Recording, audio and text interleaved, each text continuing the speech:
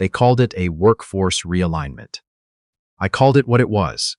They wanted me gone because I cost more than a junior engineer and didn't play golf with the right people. I'd been with Hartwell Bryce Infrastructure for 19 years, started as a project coordinator straight out of the University of Waterloo, back when the company was still running out of a converted warehouse in Cambridge, Ontario. By the time they let me go, I was Director of Civil Infrastructure, the only licensed PGING on staff with active credentials across Ontario, Alberta, and British Columbia. We had 31 active contracts, municipal overpasses, a water treatment expansion in Lethbridge, a transit corridor project just outside of Surrey. 31. I wasn't flashy. I drove a 2017 Civic. I brought lunch most days. My colleagues used to tease me about the thermos I carried everywhere. Dark roast from a Tim Hortons I'd been stopping at since 2006. I wasn't the person who talked loudest in the boardroom. I was the person who made sure the boardroom had something worth talking about. My wife used to say I was the kind of man who holds things together so quietly that people forget someone's holding them at all. She wasn't wrong. The meeting was a Tuesday in late October, the kind of gray, damp day that sits on southern Ontario like a wet coat. My manager called me in around 2 in the afternoon. He was already seated when I got there, which told me something. There was a woman from HR I didn't recognize sitting beside him, young, nervous, a folder open in front of her like a prop. My company's legal counsel was on a video call, a small square in the corner of the wall screen. My manager didn't look me in the eye when he spoke. "We've made some structural decisions," he said. "Your position is being eliminated as part of a broader reorganization of the infrastructure division." I nodded. I kept my face still. "We want to make this transition as smooth as possible," the HR woman said. She had a script, I could tell. "We're offering a severance package aligned with provincial employment standards. 8 weeks pay, continuation of benefits through the end of the calendar year." "Who approved this?" I asked. My manager shifted in his chair. The decision came from the new VP of Operations. The new VP of Operations had been with the company for 4 months. He'd come in as part of a private equity restructuring after the parent company out of Calgary bought a controlling stake in Hartwell Bryce the previous spring. His background was in commercial real estate. He'd never managed an engineering firm in his life. I'd sat across from him once in a company-wide leadership meeting and watched him confuse a geotechnical report with a zoning application. I said, "I understand," which was the most honest thing I could have said. I understood completely. I cleared my desk that afternoon, took my thermos, a framed photo of my daughter at her convocation. She'd just finished her nursing degree at McMaster, a small model of the Confederation Bridge that one of my old project teams had given me as a joke gift back in 2011. I left the rest. I didn't cry. I didn't make a scene. I drove home, sat in my kitchen, and called my daughter. She asked me what I was going to do. "I need to find a document," I said. "Here's something most people don't know about engineering in this country. Your professional engineer designation isn't just a credential. It carries legal weight. When your stamp goes on a set of drawings, your name is on those drawings. You are personally accountable to the provincial regulator, to the public, to the law, for the work those drawings represent. You cannot simply transfer that liability to someone else overnight. There are processes, there are approvals, there are provincial associations involved. In Ontario, Engineers Ontario oversees it. In Alberta, APIGA. In BC, Engineers and Geoscientists BC. Each one has its own procedures for transferring the engineer of record on an active project. Each one takes time. Depending on the complexity of the work, it can take months. I knew this. I'd known it for 19 years.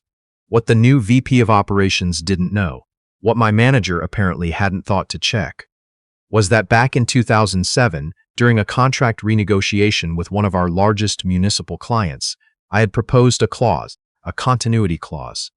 It was born out of a real problem. We'd had a situation where a previous engineer of record left abruptly, and a municipal project nearly lost its building permit because of gaps in the transfer process. The client had been furious. We'd spent 6 months cleaning it up, so I wrote a clause. Section 11 of the standard Hartwell Bryce Infrastructure Services Agreement. It stated that in the event the designated engineer of record on any active project was separated from the company For any reason, the company was required to give the municipal or provincial client a minimum of 90 days written notice before transferring that designation. During that 90-day period, the departing engineer remained the engineer of record, and the company was required to maintain their professional liability coverage accordingly. If they failed to do so, the client had the right to suspend project work and seeks alternative engineering oversight at the company's expense. It was boilerplate, as far as I was concerned. Sensible risk management. Every client had asked for it. Every contract signed since 2007 had it. Every one of the 31 active contracts had it. I found the clause folder in my home office. I kept physical copies of everything, habit from early in my career, and I sat at my kitchen table reading through it with a cup of coffee going cold beside me. Then I called my daughter again and read it to her out loud. She was quiet for a moment. "Dad," she said, "did they even think about this before they let you go?" I didn't answer that, but I thought, probably not. The next morning I called a lawyer, a friend of my wife's brother, a man in Hamilton who specialized in employment and commercial contracts.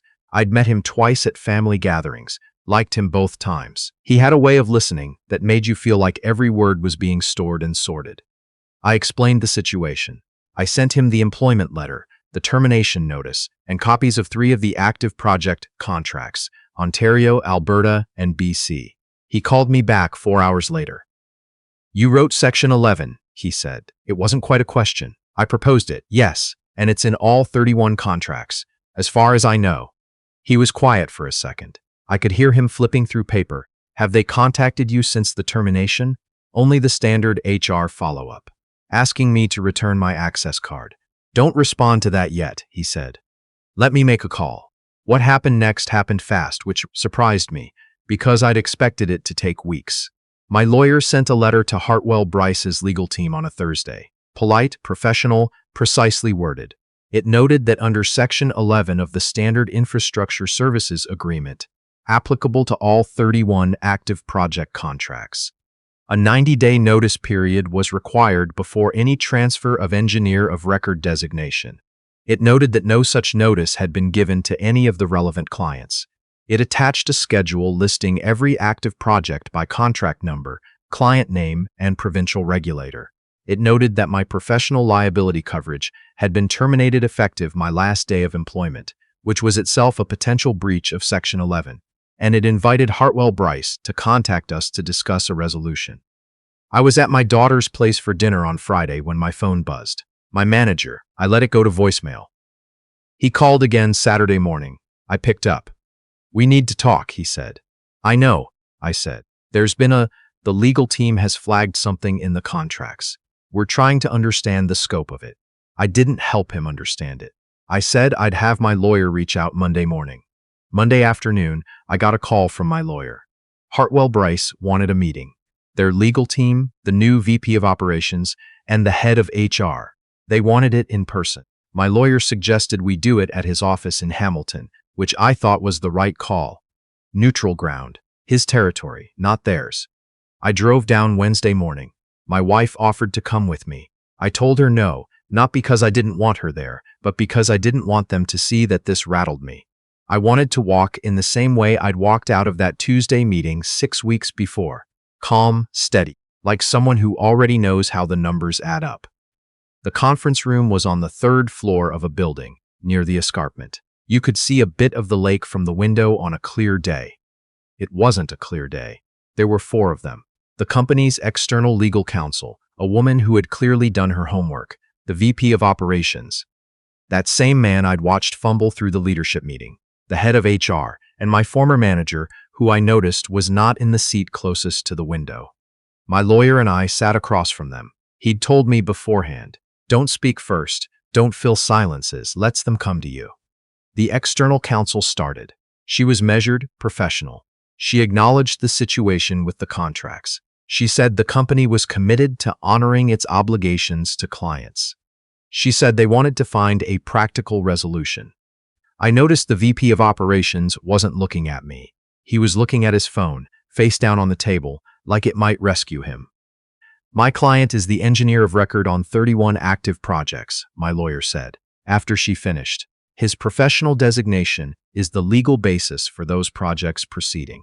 Without him, or a licensed replacement properly credentialed with 3 provincial associations and transferred through the appropriate regulatory process, work on those projects cannot continue.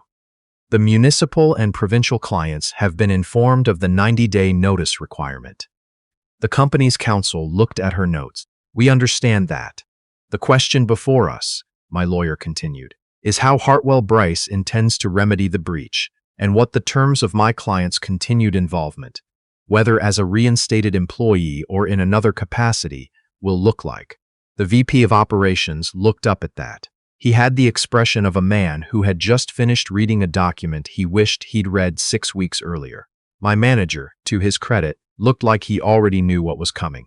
There was a recess. 20 minutes, the company's counsel said. My lawyer and I stepped into the hallway. He got himself a coffee from a machine down the corridor. I stood by a window looking at the parking lot. They're going to offer you something, he said. I know. It won't be enough first pass. I know that too. He smiled, just slightly. Good. When we went back in, the offer was this: full reinstatement at my previous salary, restoration of benefits, and a formal acknowledgement in my personnel file that the termination had been made in error. It was a reasonable offer. It was also the minimum they could offer without looking like they were admitting liability on the contracts. My lawyer countered. We'd discussed it in advance. I was open to a return, but not to the same position. The directorship I'd held had been eliminated. If they wanted me back as engineer of record, they could bring me back as a consulting engineer under a 2-year contract, at a daily rate that reflected the actual market value of my credentials and the scope of work involved. The contract would include a clause, and I wrote this one too, with my lawyer's input, stipulating that I would not be subject to termination without cause during any active project cycle, and that any future changes to my designation status on those projects required my written consent. The company's counsel asked for another recess. This one was 40 minutes. When they came back, the VP of Operations spoke for the first time. He cleared his throat. He said, "We'd like to move forward with your proposal, with some modifications to the daily rate." My lawyer put the counter on the table. They negotiated for about 90 minutes. I spoke twice. Once to clarify the scope of my involvement in the Lethbridge project, and once to confirm that the BC regulator would need to be notified directly as part of the transition protocol, which was going to add time and they needed to plan for it. By the time we were done, the daily rate was higher than what I'd asked for. I drove home along the 403, the sky doing that thing it does in November, where it can't quite decide between gray and blue. I called my wife from the car. She'd been waiting all day, had taken a half day from work, which I'd told her not to do. "How did it go?" she asked. "Fine," I said. "Fine?" She knows what that means, coming from me. Better than fine. She laughed a little. She asked if I was stopping for anything on the way home. "Tim's," I said. "Dark roast." "Of course," she said. "My daughter called that evening." She wanted every detail, which I gave her, at roughly half the pace she wanted them. She's like her mother, quick, impatient with unnecessary slow rolling of information. I'm not built that way. I'm built for careful. "They actually came back with more than you asked for," she said when I got to that part. "Yes, because they had no choice." "They had a choice," I said. "They just didn't like the alternatives." She laughed. Then she said, I told you when you wrote that clause back in 2007 that you were thinking too much." I don't actually remember saying that, but I let her have it. The 2-year consulting contract started the first week of December. I drove to the Cambridge office 3 days a week and worked from home the other 2. The VP of Operations, and I never spoke directly about what had happened, which was fine. I wasn't there for his acknowledgement. I was there because there were 31 projects that needed to be done properly, and I was the person who knew how to do them. There was a moment about 3 weeks into the contract when I was going over drawings for the Lethbridge water treatment expansion with one of the junior engineers, a young woman who had just gotten her EIT designation and was thorough in a way that reminded me of myself at that age. She asked me how I'd gotten into municipal infrastructure specifically. I thought about it for a moment. "I like things that hold," I said. Roads that don't crack after the first frost. Pipes that run clean for 30 years. Systems that work without anyone noticing them. She nodded like she understood that. That's the goal, I said. To build something so solid that nobody ever has to think about it again. She went back to her drawings. That's what 19 years looked like, from the inside. Not the meeting, not the contract clause, not even the settlement. Just the work, done carefully for a long time, by someone who understood what it meant to hold something together. I still stop at the same Tim Hortons on the way in. Same dark roast. Same thermos. Some things you don't change.